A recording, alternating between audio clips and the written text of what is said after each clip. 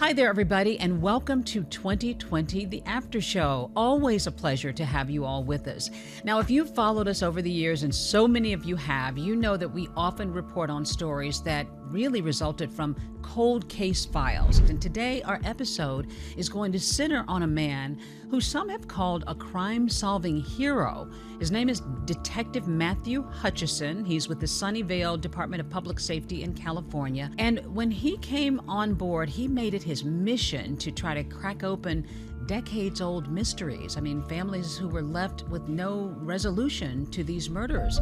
Well, we're going to look into some of the chilling cases that he solved and reveal some new details from the victims' family members and uncover some of the unique methods that Detective Hutchison has used to put murderers, longtime murderers, behind bars.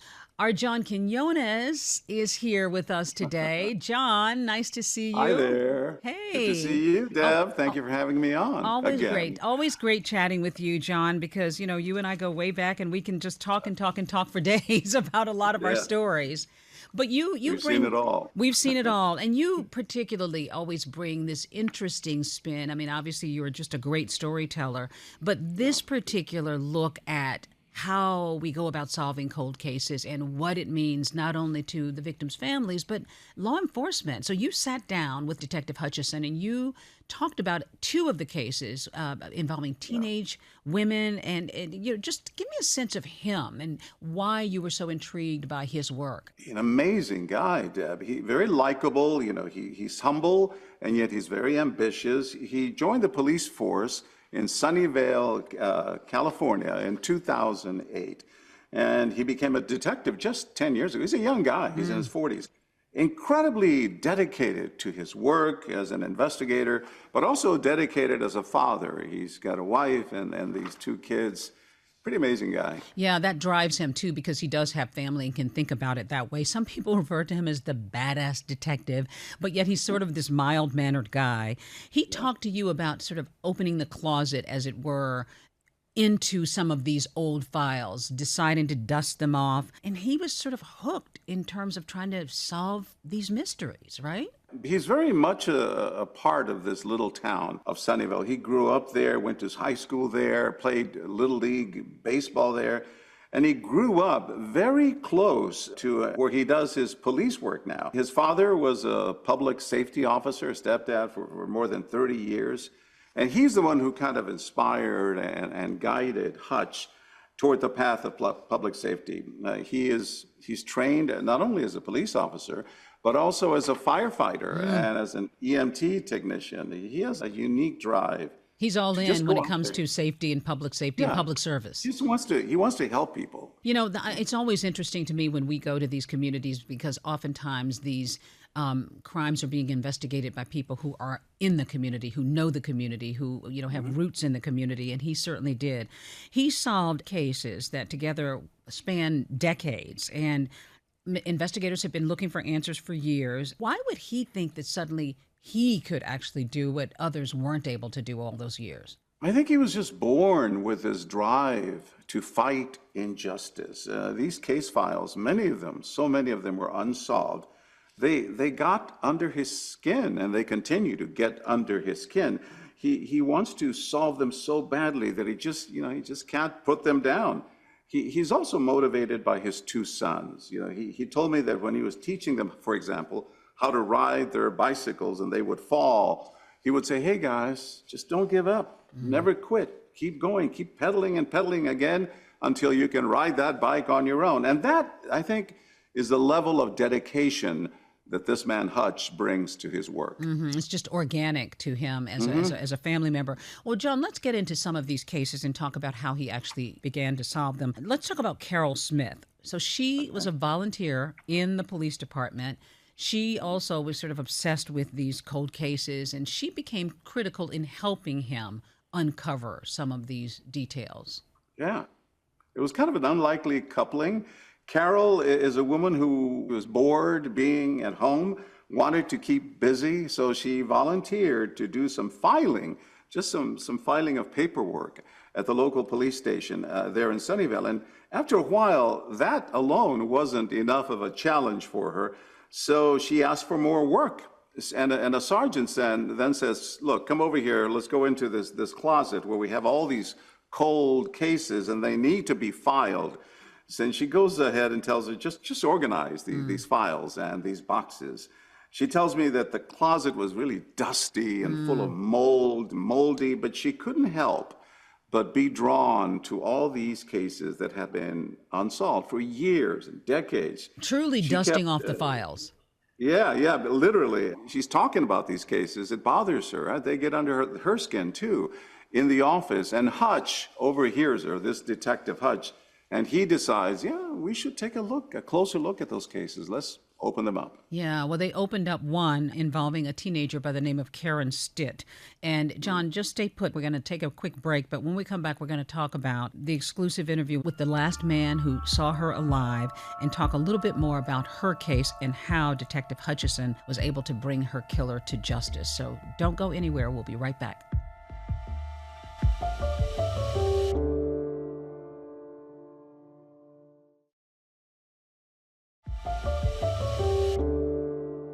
Welcome back to 2020, the After Show. I'm talking to my friend and colleague, John Quiñones, who always brings such light and such storytelling to 2020, and in this case, murder mysteries. And John and I are talking about the relentless work of Matthew Hutchison, a detective out in California who was the subject of John's latest 2020 report. And John, one of those cases, this detective made it his mission to solve a lot of unsolvable cases, and one of them he did solve was the case of 15-year-old Karen Stitt. It was a really horrible story of a teenager who was stabbed multiple times, and this case went cold. Her family had no answers, and then he took on the case. Why did he particularly want to begin with a case like this? Well, Deb, as it turns out, Hutch's stepfather, as I mentioned, had worked in the police department, right, for more than 30 years, and he remembered the murder of this young teen, Karen Stitt. It kept bothering the stepdad, and he was the one who inspired then his son, Hutch, to reopen that case. That murder had haunted the stepfather and, in fact, a whole generation of cops, and that's why it came to Hutch's desk. Yeah, and the community, too. I mean, when you think about it, a 15-year-old girl, I mean, I can imagine any community would just be haunted by this. So let's talk a little bit about what happened there. She was a teen girl who was out with her boyfriend, David. They had been doing, the things that teens do. They had been playing at an arcade, and he was playing his guitar. They'd had this really, sweet date.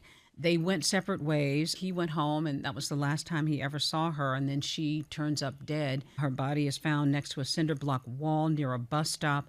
And David talked to you in this episode about how this impacted his life, because, of course, people are going to start looking at a boyfriend, whoever's close to her, and then they started looking at him.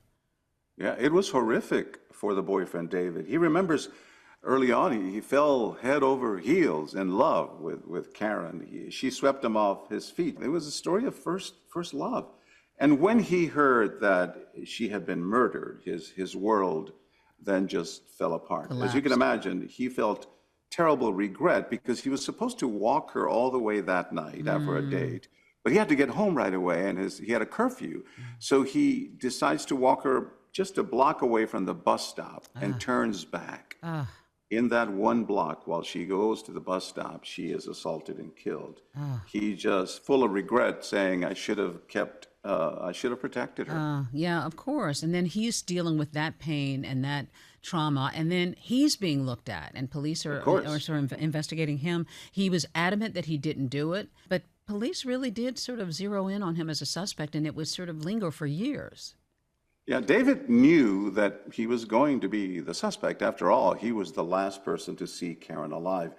But he also knew that he didn't have anything to do with her murder.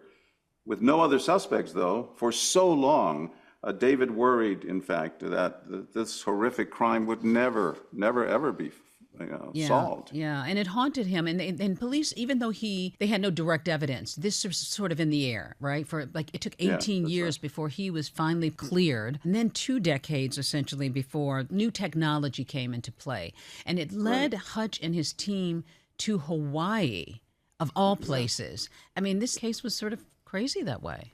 It's all over the map. Hutch, yes, and his investigative partner flew to Hawaii, and they posed, again, going undercover, as a married couple. They had heard that the main suspect in the murder was living in an apartment where the landlord was a fortune teller.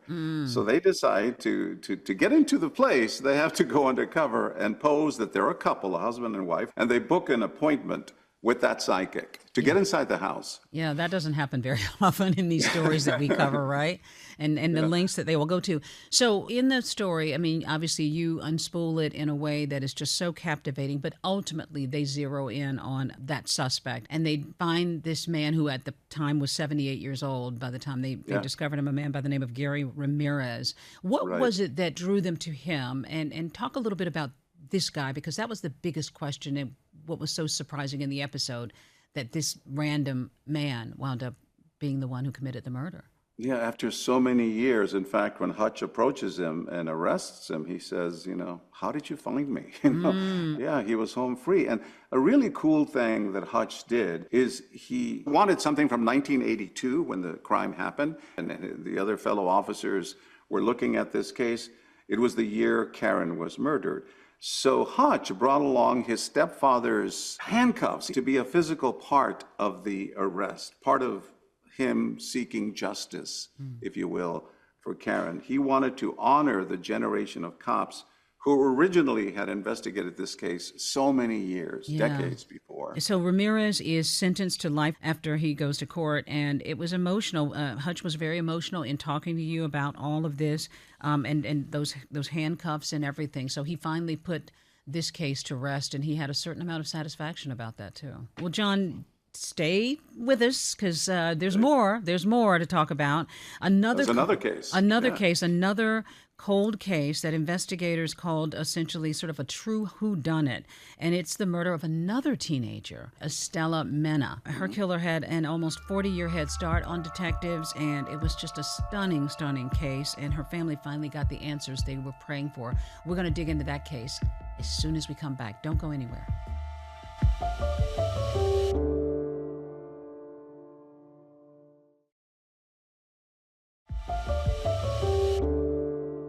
Welcome back to 2020, The After Show. I'm talking with my pal, John Quiñones, about one of the stories that he recently covered, a detective shining light on cases that had long been filed away and people thought that they could never be solved. Detective Hutchison went on to help solve cold cases in Sunnyvale, California, including that of Estella Mena. Yeah. Tell us a little bit about Estella's case.